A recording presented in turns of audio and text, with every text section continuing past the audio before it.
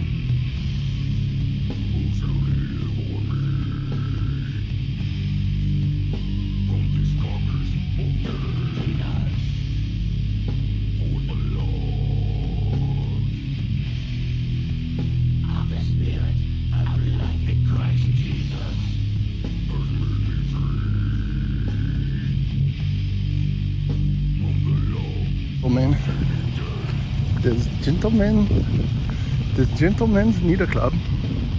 Do they really need a club? That's the question. Someone out there, leave a comment. If you need a club to prove you're a gentleman, let me know. Because, you know, it's one of those things that could lead to adultery, fornication. You know, like it says in the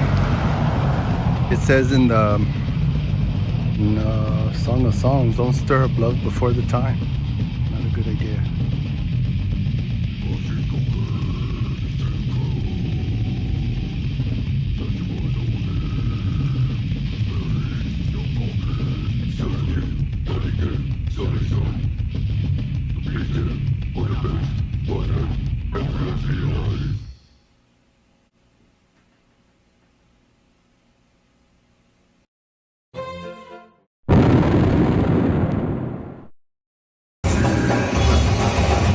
The Sabbath day, to keep it holy.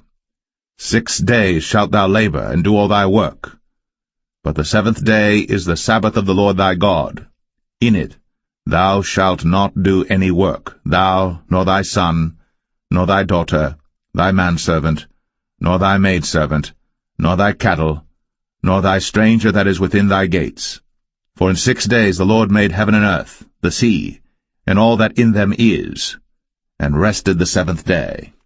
Wherefore the Lord blessed the Sabbath day, and hallowed it. Honor thy father and thy mother, that thy days may be long upon the land which the Lord thy God giveth thee. Thou shalt not kill. Thou shalt not commit adultery. Thou shalt... There's this idea that if you're a real man, you're going to use and abuse females, and that does not make you a real man. It doesn't.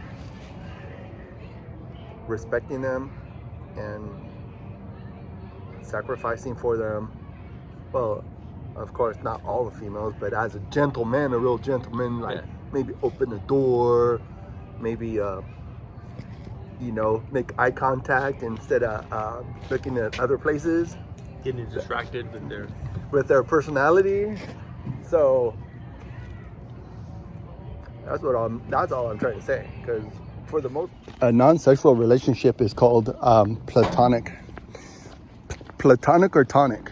Valentine's Day, but it really depends on who you're celebrating with.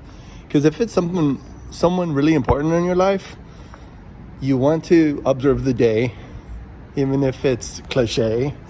Just do it. Just say, if it's someone that you really love or someone that you want to cultivate a relationship with, just say, hey, you know what? Here's some flowers, here's some chocolates, here's a card, whatever you want to do.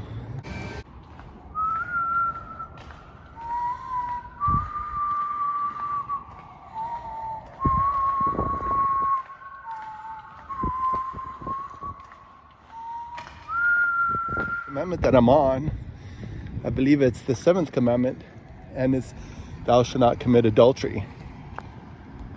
Love and lust is not the same thing. So sometimes if you say I love you to your significant other, it may be a different types of love, because of course in other languages there's more than one word for love.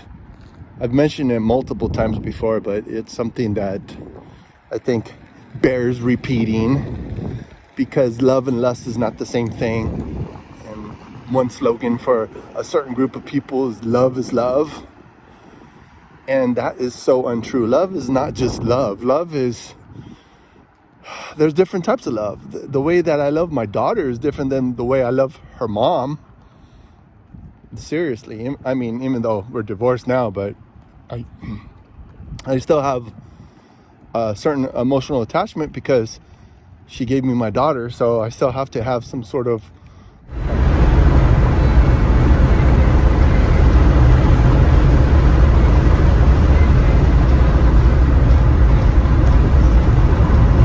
will determine if you should seal the deal that way or not. But don't commit adultery, don't fornicate, don't do those things that are sin against others and yourself and God. Crooked, just like my life, is adultery, fornication, and corn. Go home. I'm working on this bush right now. You need to go. Get out of here. Get out of here, you nosy little pervert. Get out of here. Shake it, shaking a tree. Shake it. You lie. Social You cheat. since You steal. 2020, baby. Look at You that. commit fornication and adultery. See, social distancing is a pretty good analogy of life. Sometimes you need to stay 6 feet apart from who you're dating, just so there won't be any accidents.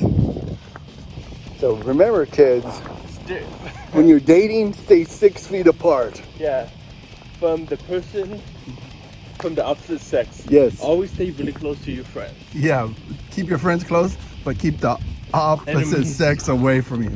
Yeah, but if they're too close for comfort, just give them. If you're too close, always, when you go to the movie with a date, always pay for an extra seat so you don't have to be too close to them.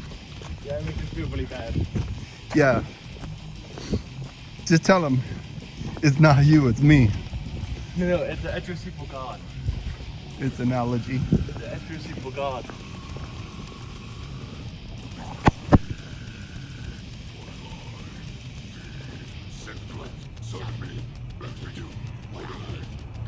Okay, you may say that you didn't directly commit adultery. You may say, well, I never actually did the act. But if you just think about it, it's as bad as doing it. But of course, doing it is not as bad as thinking about it. But in God's economy, it's all the same. And that's what "thou shalt not commit adultery" is about. You gotta keep your mind out of the gutter. I remember working on the ambulance, and my coworker would tell me, well, if thinking about it is just as bad as doing it, you might as well do it. Well, if you actually do the act, it's sinning against yourself and another person and God. And the consequences may be pretty bad.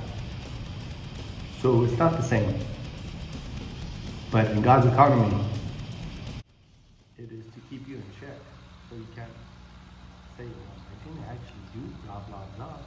I never killed anybody. But I hated somebody without any real reason to hate somebody, but there's never a good reason to hate anybody, so don't hate. Remember to love everyone. Who cares? Your purity and your purpose before God is more important than that. And there's certain people that I'm just not going to hang out with.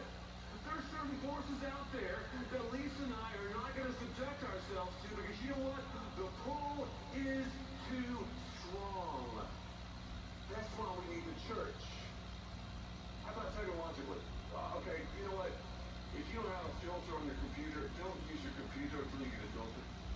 Because lust dealt with effectively is lust dealt with radically.